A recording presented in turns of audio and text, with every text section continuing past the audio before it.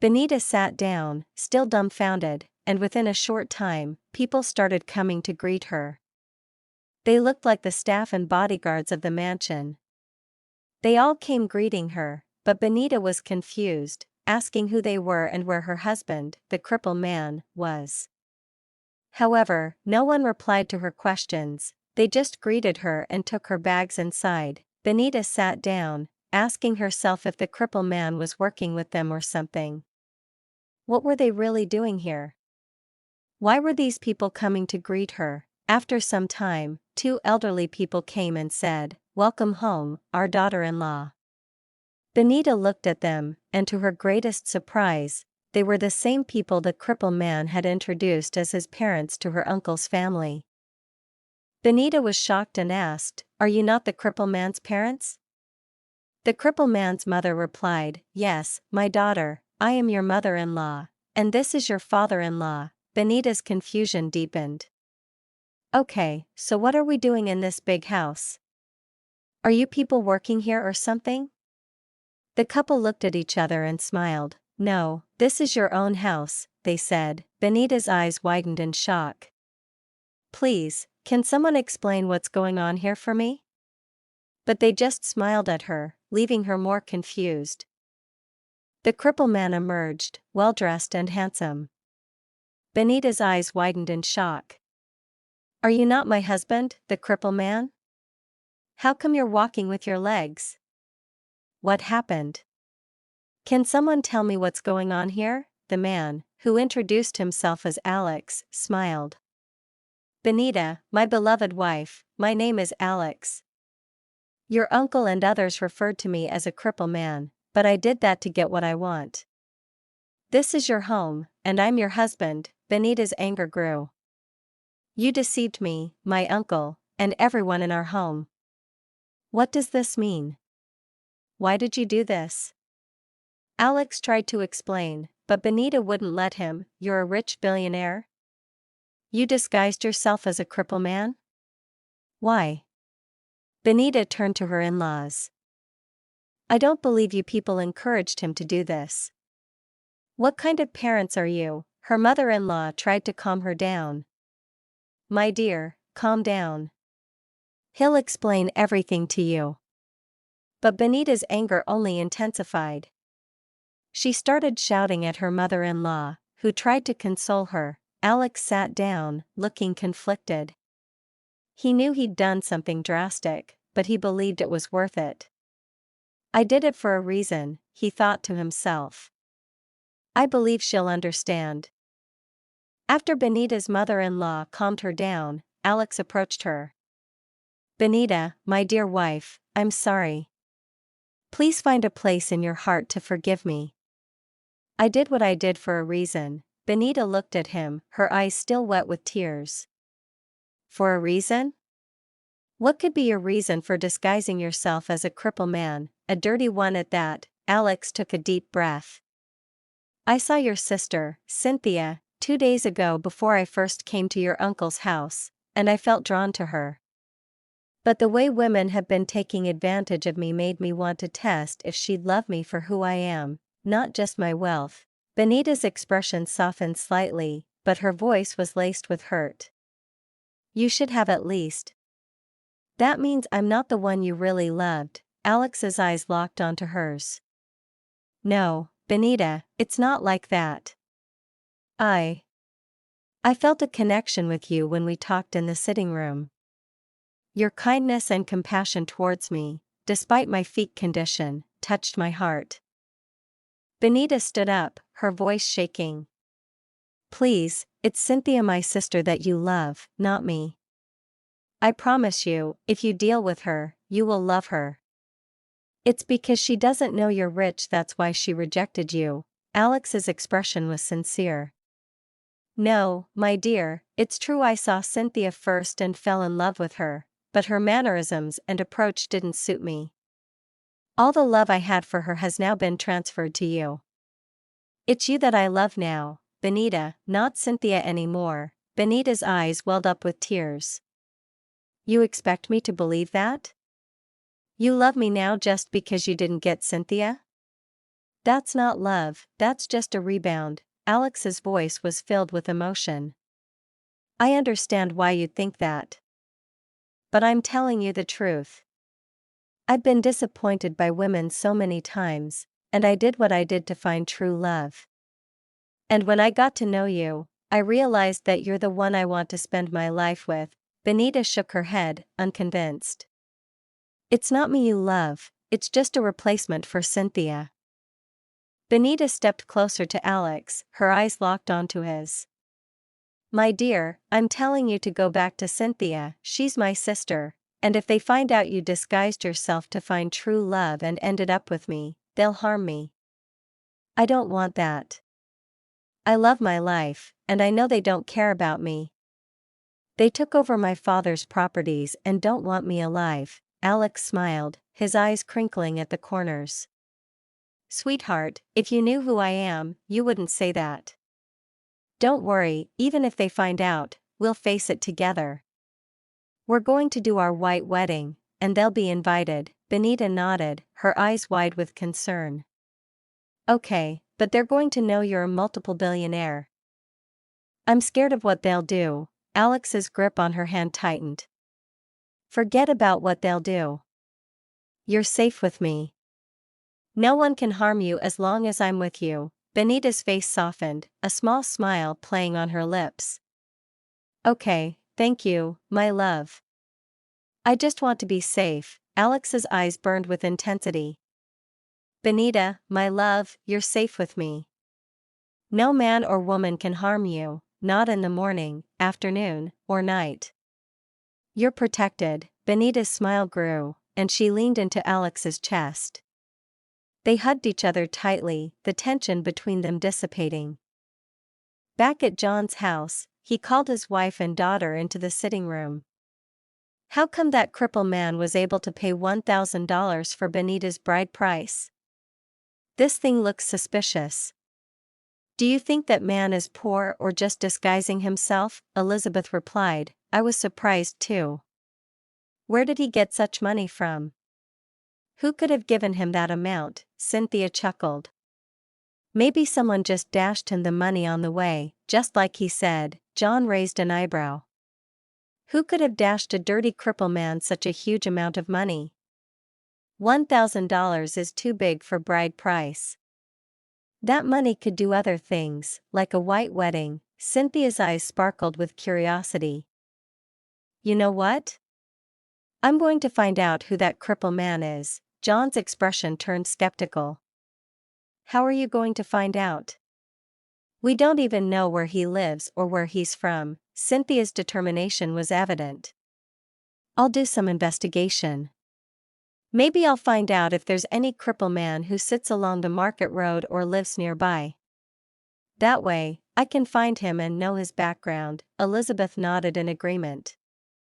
Okay, that's a good idea. It's better if he's a poor man. If he's rich and disguising himself, he's not going to end up with Benita. Cynthia's smile was sly. I'll probably snatch him away from her. They all nodded, seemingly satisfied with the plan. 1 week later, Cynthia started roaming the streets, asking if anyone knew a dirty cripple man who begged for money and had recently gotten married. People shrugged their shoulders, saying they didn't know anyone matching that description. Meanwhile, back at Benita's new home, Alex pampered her like there was no other woman. He loved her, provided everything for her, and made her feel comfortable. He treated her like a queen, praising her beauty, intelligence, and kindness. Benita was overjoyed, finally married to a loving husband. However, whenever she remembered her uncle's family and how they would react if they found out her husband was a multiple billionaire, she felt uneasy. She prayed to God to protect her and keep them from harming her. Her mother-in-law and father-in-law treated her like their biological daughter, making her feel welcome and adored. Benita thanked God for the day she met the dirty cripple man who had turned out to be her loving husband. 3 months later, Benita hadn't heard from her uncle's family, and they hadn't heard from her either. John and his family weren't bothered, thinking that maybe the cripple man had used Benita for money rituals or whatever he wished. They didn't bother looking for her. Benita, however, felt a pang of missing them and wanted to visit. But whenever she prepared to go, her husband would stop her, and her mother-in-law would tell her that those people never wanted good things for her. 6 months later, Alex decided to do a white wedding and invited John's family. One Sunday evening, they drove to John's compound. Cynthia came out, wondering who was visiting with such a big car and bodyguards. She stood at the entrance, looking at them in confusion. When Benita and her husband stepped out of the car, Cynthia's eyes widened in surprise. "Benita, is that you, my cousin's sister?" Benita smiled and nodded. "I'm here to invite you people to my white wedding." Cynthia was shocked, and her eyes darted between Benita and her husband. She managed to stammer, "Look. Is your father at home?" And Cynthia said, "Yes, they are at home." As Benita went in with her husband, Cynthia stood there, looking dumbfounded. She couldn't believe her eyes. Was this the same dirty cripple man who had married Benita? Or had she run off and met this rich man? Cynthia's mind was racing with questions. Benita stepped into the sitting room, where her uncle's wife, Elizabeth, and her uncle were sitting together, deep in conversation. When they saw her approach, they were shocked. Elizabeth's eyes widened in surprise, taking in Benita's transformed appearance. "Benita, is this you?" Elizabeth asked, her voice filled with astonishment. Benita nodded, a smile on her face. Her uncle was equally shocked. "Benita, is this you? Are you this beautiful? What are you doing, well dressed like this? Where did you get the money to buy these clothes? You married a cripple man who doesn't have anything. How can you look so calm and beautiful? And who is this young man with you? Are you cheating on your husband or what?" Benita smiled and looked at them calmly. "Uncle, please can we sit down?" Her uncle nodded, still looking stunned, and Benita and her husband, Alex, sat down. Benita began to explain. "This is Alex, my husband, the cripple man who came to marry me 6 months ago.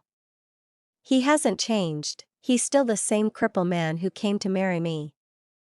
The only thing is that he looks good now, and he works with his 2 legs." Alex added, "Sir, please, we're not here for this topic. I'm the same cripple man who came 6 months ago, looking for a woman to marry. Thank God he gave me my heart's desire, the one who accepted me the way I was. I'm still the same man who came here to marry her, and nothing else." Benita's uncle and his wife were speechless, holding their mouths in shock. They couldn't believe what they had just heard, and they didn't know what to do or say next. After some minutes, Alex spoke up, "Please, sir, ma'am, we're here to invite you to our white wedding, which is coming up soon. This is our invitation card. As the parents of the bride, we would be honored if you could attend." He handed over the invitation card to them and took Benita's hand, leading her out of the house. Cynthia walked in and sat down with her parents, and they were all shocked, staring at the invitation card. They started asking themselves questions. Is this true? Is that the same cripple man who came to marry her? John, their father, separated them, telling everyone to keep quiet. But Cynthia was filled with anger, unable to believe that Benita, of all people, was now a wife to a billionaire. Why her? The pretty lady is still stuck in her father's house? No, I'm going to do something about this. I will never allow this to happen, she said angrily in her bedroom. Elizabeth also wasn't happy with the new development, feeling sad and bitter. "No, I will never allow this to happen," she said, standing at the window, watching Benita and her husband drive out of their compound with their bodyguards. One day, as Benita's wedding was approaching, Cynthia wasn't herself anymore. She thought of ways to stop the wedding, considering hiring high-profile assassins to take out Benita. However, she quickly dismissed the idea, knowing that Benita's husband had top-notch security that would make it impossible. she thought of another plan, plotting to poison Benita's food. But she chuckled to herself, realizing that the big man's house would have CCTV cameras everywhere, making that plan unfeasible as well. Cynthia then talked to herself, okay, you know what? I'm just going to forget everything about this. I'll start making plans to marry a big man of my own choice, not waste my time trying to sabotage Benita and her husband. With a newfound determination, she angrily lay down, her mind racing with plans for her own future. The wedding day of Benita and her husband finally arrived. As they stood at the altar, taking their vows, John and his family sat in the church, shocked and surprised. They had been deceived by Alex's appearance as a poor, cripple man. When they returned home, Cynthia was furious. I must marry a bigger, richer man than Benita's, she said to herself. Governors, presidents, senators will come to my wedding. My own husband will be an overseas president, maybe even the president of London. She stormed into her room, angrily pulling out her jewelry and makeup. Benita thinks she's succeeded in marrying a rich man? She will see the one I'm going to marry, she said, her anger boiling over. Cynthia stormed out of the room, standing in the sitting room, still fuming with anger and fury. Cynthia started dating multiple billionaire men in the campus, hoping one would marry her. They'd promise her the world, sleep with her without protection, and then disappear. She jumped from one billionaire house to another, only to find out they'd been lying to her all along. For a year, she dated without finding anyone willing to commit. Then, one day, she fell ill. Despite treating herself, she wasn't responding to treatment. Desperate for help, she decided to visit her parents, hoping they could find a better hospital to aid her recovery. As she looked in the mirror, she saw a shadow of herself, thin and weak. When Cynthia arrived home, her parents were shocked by her thin and weak appearance. "What's wrong, dear?" her mother asked, concern etched on her face. Cynthia explained that she'd been feeling unwell for days, trying various medications without relief. Her mother quickly took her to the hospital for tests. After the doctor finished running some tests, she informed them that Cynthia is HIV positive. Cynthia's mother was shocked, but Cynthia revealed that she'd been sleeping around with rich men, trying to be like Benita. "I'm sorry, Mom. I did this because I wanted to make you and Dad happy, like Benita," Cynthia said, tears streaming down her face. Her mother was taken aback. "Did I ever encourage you to do such things?" she asked, shocked. Cynthia shook her head. "No, but I knew you and Dad were jealous of Benita's success, and I wanted to prove myself to you." Her mother stood there, speechless, unsure of what to say. When they returned home, Cynthia's mother pleaded with her to take her medication and care for her health. However, Cynthia refused, saying she wouldn't take drugs at her age, instead she would rather die. Her mother and father begged her to reconsider, but Cynthia remained stubborn. As time passed, Cynthia's condition worsened, and she grew thinner and weaker. Her mother would often cry, realizing that her past actions had led to this situation. 6 months later, Cynthia's condition took a turn for the worse, and she passed away. Her family was devastated, her mother, father, and brother Joshua crying bitterly. After Cynthia's burial, her parents encouraged Joshua to take care of himself as he returned to university. Joshua nodded, but they never knew that something terrible was about to happen again in their family. Tragedy struck when Joshua was traveling back to school that day. The driver's brakes failed, and they had a terrible accident. Joshua was rushed to the hospital, but despite the medical team's efforts, he couldn't be saved. He passed away. When the news reached his parents, they were devastated. His mother, Elizabeth, cried uncontrollably, despite people consoling her, telling her that it was the will of God. Her grief was overwhelming, and she developed a heart attack. She was rushed to the hospital, but sadly, she couldn't be saved. John, their father, was consumed by grief. He cried out to God, wondering why such tragedy had befallen him. He questioned God where he had gone wrong, what he had done to deserve such pain. Mr. John sat alone in his bedroom, still grieving the loss of his wife and children. He couldn't help but wonder if their tragic demise was a result of his past actions. Oh God, is it because of the way I treated my niece Benita that I'm facing these challenges? He asked himself. Tears streamed down his face as he thought about his past behavior towards Benita. I was consumed by anger and frustration when her father was alive. He was successful, and I felt he didn't give me enough money. I was glad when he passed away, and I inherited his property. But I was wicked to Benita, and now I'm paying the price. John's life continued to unravel. His business partners deceived him, stealing millions of naira and selling his properties. He lost his home and became a poor man, left with nothing. His life became miserable, and he found himself sleeping under bridges, crying out to God for mercy. He longed to see Benita and beg for forgiveness. But he doesn't know where she lives. Desperate, John turned to a barrow push, helping people with their loads in exchange for small change.